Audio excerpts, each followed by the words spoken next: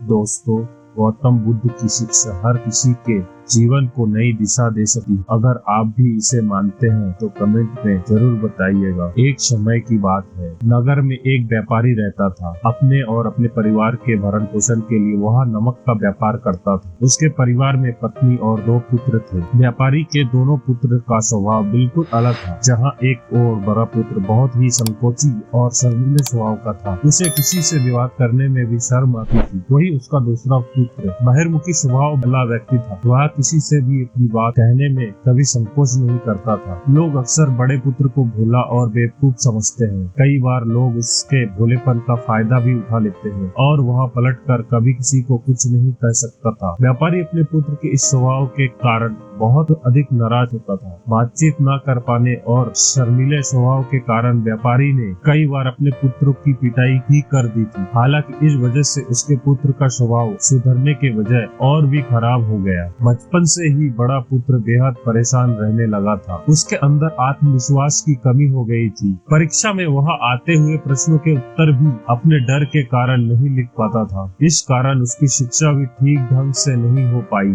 बड़ा पुत्र जब युवा अवस्था को प्राप्त हुआ तभी व्यापारी ने उसे अपने साथ व्यापार में हाथ बटाने को कहा। अपने पिता से डर के कारण वह व्यापार करने को तैयार हो गया, किंतु वह कई बार ऐसी गलतियां कर देता था जिससे व्यापारी बहुत अधिक नाराज हो जाता था। एक दिन व्यापारी किसी दूसरे काम के कारण शहर गया हुआ था। उस समय उसकी दुकान पर बड़ा पुत्र बैठा हुआ था। तभी कुछ लोग आए और उन्हें बड़े पुत्र से कहा, हमें तुम्हारे पिता ने भेजा है। उनका यह संदेश है कि इस दुकान में नमक की जितनी बोरियां रखी हुई है वह सब हमें दे दो। उन्होंने नमक सभी बोरियों को शहर ले जाने के लिए कहा है। व्यापारी का पुत्र उससे प्रश्न पूछने ही वाला था कि हिम्मत जुटा ही रहा था कि वे दोनों आदमी दुकान के अंदर घुस गए और दुकान में जितने भी नमक की बोरियां रखी थी सबको टांगे में रखकर लेकर चला गया। व्यापारी के पुत्र ने उन्हें रोकने का प्रयास किया, किंतु संकोच और शर्मीलापन के कारण वह उन्हें कुछ नहीं पाया। उसने मन ही मन सोचा कि यदि मैं इन्हें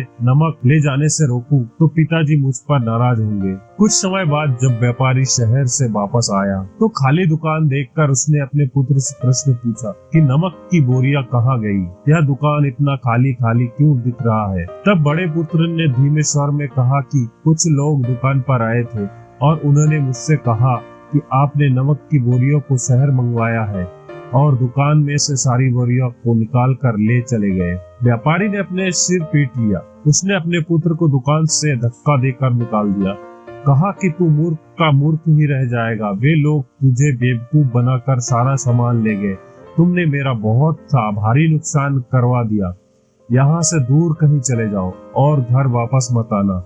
यदि तुम वापस आए तो मैं तुम्हें पीट पीट कर सीधा कर दूंगा। व्यापारी का बड़ा पुत्र इस बात से बेहद दुखी हुआ। एक बार फिर उसकी शर्मीले स्वभाव के कारण उसके पिता उससे और अधिक नाराज हो गए। साथ ही व्यापारी में भी इतना नुकसान हो गया। उस समय नगर के सारे लोग व्यापारी के पुत्र पर हंस रहे थे और उसका मजाक बना रहे थे। उसे अधिक बहुत शर्मिंदगी महसूस हो रही थी। यही वो समय था जब उसने सोच लिया कि अब उसके जीवन में कुछ भी ठीक नहीं हो सकता।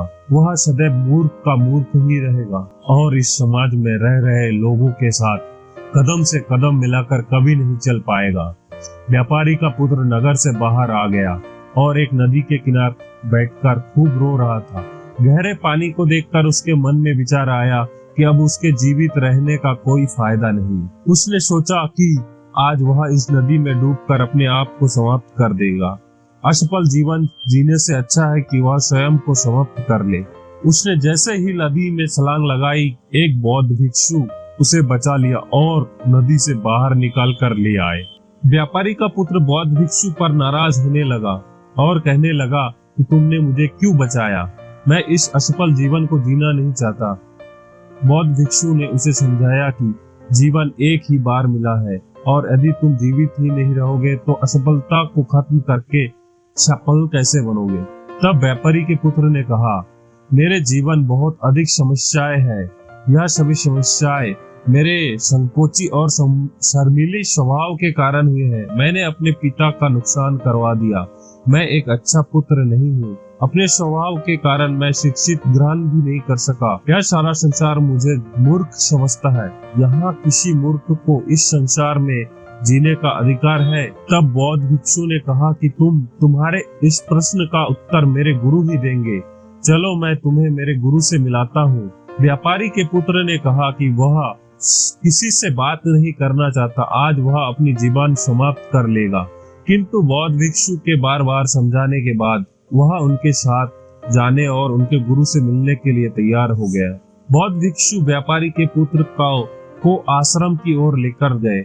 वहां पर व्यापारी के पुत्र ने देखा कि एक व्यक्ति पेड़ के नीचे ध्यान मग्न बैठे हुए थे। तभी बौद्ध भिक्षु ने कहा कि यहाँ हमारे गुरु गौतम बुद्ध है। दोनों ने गौतम बुद्ध को प्रणाम किया। वह युवक वहीं पर बैठ गया और गौतम बुद्ध को देखकर रोने लगा। गौतम बुद्ध ने उससे उसके रोने के कारण पूछा। तब उसने कहा, अब आप ही मेरी आखिरी उम्मीद है। यदि आप मेरी समस्या का समाधान नहीं करेंगे तो मेरा यह जीवन समाप्त हो जाएगा। गौतम बुद्ध ने व्यापारी के पुत्र से उसकी समस्या के बारे में पूछा। तब उसने बताया कि किस प्रकार वह बचपन से ही शर्मीले और अंतर्मुखी स्वभाव का था। इस कारण लोग उसे मूर्ख समझते हैं और उसके पिता भी उसे प्रेम नहीं करते। तब गौतम बुद्ध ने युवक को शांत कराते हुए कहा कि मेरे पास तुम्हारी समस्या का समाधान है। तुम्हारा जीवन बहुत ही आसान हो सकता है। तब युवक ने कहा कि क्या सचमुच ऐसा हो सकता है? आप बहुत ही महान व्यक्तित्व के प्रतीत होते। आपके तो कई शिष्य हैं। गुरुदेव, मैं भी आपका शिष्य बनना चाहता हूँ। क्या आप मुझे अपने शिष्य के रूप में स्वीकार करेंगे? गौतम बुद्ध ने कहा कि हाँ, अवश्य। युवक ने कहा, ठीक है गुरुदेव। गुरुदेव, आप मुझे वह बताइए जिससे कि मेरा जीवन बदल जाए। गौतम बुद्ध बोले, किंतु उससे पहले तुम्हें मेरे कुछ महत्वपूर्ण कार्य करने होंगे। यदि तुम मेरा यह कार्य करोगे तब मैं तुम्हें ऐसे उपाय बताऊंगा जिसके कारण तुम्हारे जीवन में सब कुछ ठीक हो जाएगा और तुम्हारे पिता भी तुमसे प्रसन्न रहेंगे। गौतम बुद्ध ने उस युवक को कहा कि आज से 3 दिन बाद मैं तुम्हें ऐसे उपाय बताऊंगा जिससे तुम्हारा जीवन बदल जाएगा। किंतु 3 दिन तक तुम्हें मेरे सभी कार्य करने होंगे। मैं जैसा जैसा कहूंगा, यदि तुम वह कार्य करने में सफल रहे तो तीसरे दिन के बाद तुम्हारी जीवन बदल जाएगा। तुम्हारा पहला दिन कल से शुरू होगा। अभी जाओ और आश्रम में ही आराम करो। अगले दिन व्यापारी का पुत्र गौतम बुद्ध के पास पहुंचा और कहा कि हे गुरुदेव, मुझे पहले दिन का कार्य बताइए। तब गौतम बुद्ध ने कहा, आज तुम्हें 10 अजनबी व्यक्तियों से बात करनी है और उनका हाल चाल जानना है। इसका लेखा जोखा शाम तक लेकर आना है। व्यापारी के पुत्र को बड़ा ही संकोच महसूस हुआ, किंतु उसने गौतम बुद्ध को कह दिया था। वह निकल पड़ा 10 अजनबी लोगों से बातचीत करने। शुरू में उससे बहुत अधिक संकोच हुआ। कई लोग तो उसे डांट कर भगा देते थे। उसके सामने अपना जीवन बदलने का यही एक उपाय था। आखिरकार कोशिश करते हुए उसने 10 अजनबी लोगों के नाम और उनके व्यापार का लेखा जोखा प्राप्त कर लिया। शाम को जब वह गौतम बुद्ध के पास पहुंचा तो प्रसन्नता के साथ उसने गौतम बुद्ध को बताया कि आज का कार्य उसने सही ढंग से पूरा कर लिया है। कुछ लोग तो उसके मित्र भी बन गए हैं। दूसरे दिन वह फिर गौतम बुद्ध के पास पहुंचा। तब गौतम बुद्ध ने कहा कि आज का कार्य है, तुम आश्रम में रह रहे 10 शिष्यों को संबोधित करते हुए उन्हें जल के उपयोग के विषय में पढ़ाओ। गौतम बुद्ध की बात सुनकर व्यापारी का पुत्र हक्का बक्का रह गया। उसने कहा कि आप मुझसे किस प्रकार का कार्य करवा रहे हैं?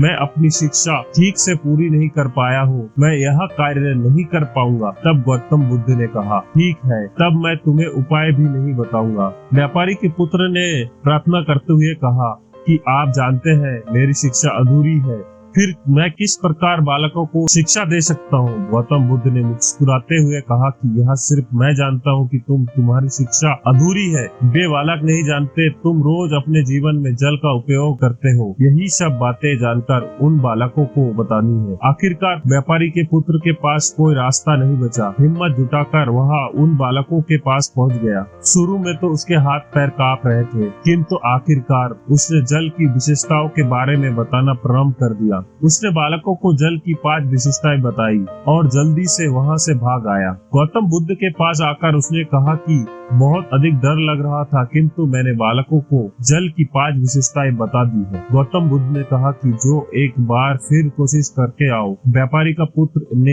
एक बार फिर हिम्मत जुटाई और बालकों को जल के विषय में पढ़ाना शुरू किया। इस बार व्यापारी के पुत्र को बिल्कुल भी डर नहीं लग रहा था। पूरे आत्मविश्वास के साथ बालकों को शिक्षा दी। तब गौतम बुद्ध ने युवक की प्रशंसा करते हुए कहा कि तुम अवश्य ही साहसी हो। गौतम बुद्ध से शाबाशी सुनकर वह युवक बहुत अधिक प्रसन्न हुआ। युवक तीसरे दिन जब गौतम बुद्ध के पास आया तो गौतम बुद्ध ने उससे कहा कि आज का कार्य तुम्हें थोड़ा अजीब लग सकता है, किंतु आज तुम्हें अपने पिता से मिलने जाना है। गौतम बुद्ध की यह बात सुनकर वह युवक बहुत अधिक डर गया। उसने कहा कि नहीं नहीं, मैं अपने पिता के सामने नहीं जाऊंगा। गौतम बुद्ध ने कहा ठीक है, तब मैं तुम्हें उपाय भी नहीं बताऊंगा। आखिरकार उस युवक को गौतम बुद्ध की बात माननी पड़ी। गौतम बुद्ध ने उसे समझाया कि अपने पिता के पास जाकर उससे क्षमा मांगना और कहना कि तुम्हें एक और अवसर दे ताकि तुम स्वयं को बुद्धिमान साबित कर सको। उस युवक ने बड़ी ही हिम्मत के साथ अपने पिता का सामना किया और उनसे माफी मांगी। आखिरकार व्यापारी ने अपने पुत्र को क्षमा कर दिया और उसे दूसरा अवसर देने के लिए तैयार हो गए।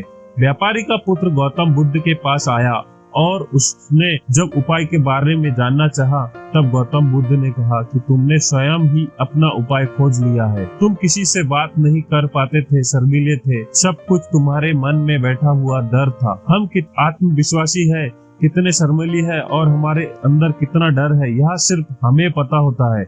बाहरी दुनिया में किसी को पता नहीं होता। बाहरी दुनिया में हम स्वयं को जिस प्रकार का दिखाते हैं, लोग हमें उस प्रकार का समझते हैं।